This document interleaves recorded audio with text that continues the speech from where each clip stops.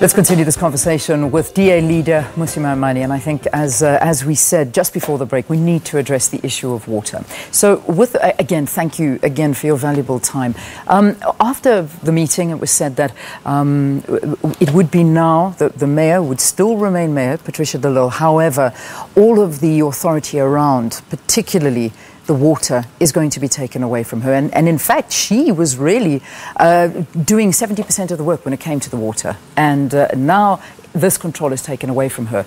Let's talk about this. How is it going to be handled? Well, the responsibility of water doesn't just remain only with the mayor. It's a broad issue about city governance. There's a MACO member who's responsible for water and infrastructure in Xanthia Lindbergh. You've got a deputy mayor in place.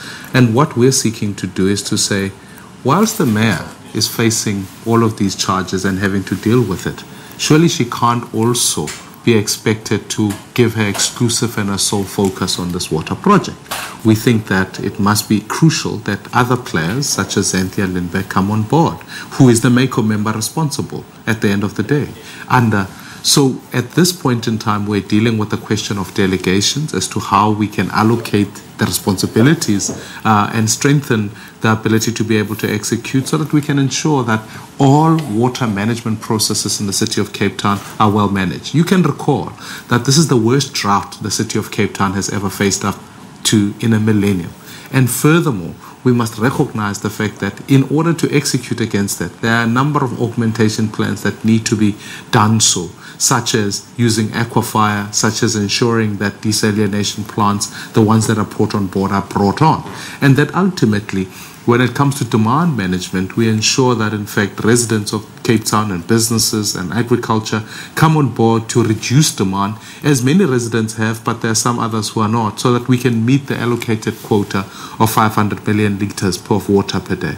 Now, you speak quite interestingly, and you mention specifically Xanthia Lindbergh. We also now see the Deputy Mayor, Ian Nielsen, and many names that have come out and said, listen, we've tried to give advice when it's come to the water, but the Mayor herself has said no. Even communication with the media has gone through her spokesperson. So was this one of the key issues? Because it was said during these reviews, and some of the information that's come out about the problems with Patricia Delille was her management skills and the way she deals with things.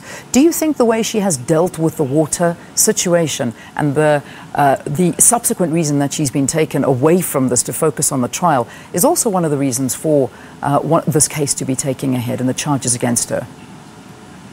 Look, it's important that we do whatever we can. We feel that there should have been much stronger action much earlier on about demand management, about ensuring that, in fact, there are, for residents who are exceeding those, that the targets, the action must be taken against them. We also, sadly, as difficult as it is, the reality of it is that you're dealing against a financial model where residents of Cape Town will finance some of it, but also the national department must do some of the work here. Because in actual fact, water is a competence of national government. Just like ESCOM is, water management is. And I am sad to say that we have not done enough to make sure that Nomvula Mokonyane accounts for her failures of a department. She should have been equally so animated in this process. The building of dams, the management of dams is a national competence. And therefore, she should in fact be held accountable also. So when it comes to driving up accountability, more should have been done, and ultimately a partnership between the city and the province and national government must be enhanced. So in this instance, this is not a question of us focusing on what should have been done or who should have done what. We have to in fact execute a plan to make sure that we extend further that day zero and all augmentation plans come on board. Do you think this is going to harm you in 2019? I know it's a natural force, and I know you're talking about national government, but at the end of the day, when Cape Townians turn their taps and nothing comes out, do you not think the first thing they're going to say is, you know what, this is ridiculous, I am not voting for the DA come 2019? Are you worried about this? Of course, it's a concern for anybody. As someone who spent some time in Cape Town, I'd be worried. And I want the government of the city of Cape Town to do whatever it can and to make sure the party that I voted for, such as the DA, can ensure that we do the best. And I think that the residents will recognize the fact that it's an extraordinary circumstance. No city in the country has ever had to deal with such a thing. And I think what they can trust is that we've done everything in our power. We're ensuring that we remove all obstacles to making sure we focus on delivery for them. And I believe that the people of South Africa will recognize that, unlike any other party, here I am communicating with the people, putting the facts fairly before them, and ultimately relationships between voters is a question of whether I can trust what is happening and that government is acting in my interest, which I believe we are at this point in time. Just finally, and this will be how we close the interview, in terms of the new ANC president, Cyril Ramaphosa, the narrative of the ANC seems to be changing. It seems to be trying to win back many of those voters that may have left them, whether to the EFF, whether to the DA. We don't know. That, of course, is the voter's secret. Is this another concern for you? Are you noticing that this change is going to affect you as the DA and a political party in 2019? We've always focused as a party on saying that it's immaterial who leads the ANC. What realities aren't going to change is the fact that 9 million South Africans are unemployed. The ANC has adopted policies of expropriating land without compensation.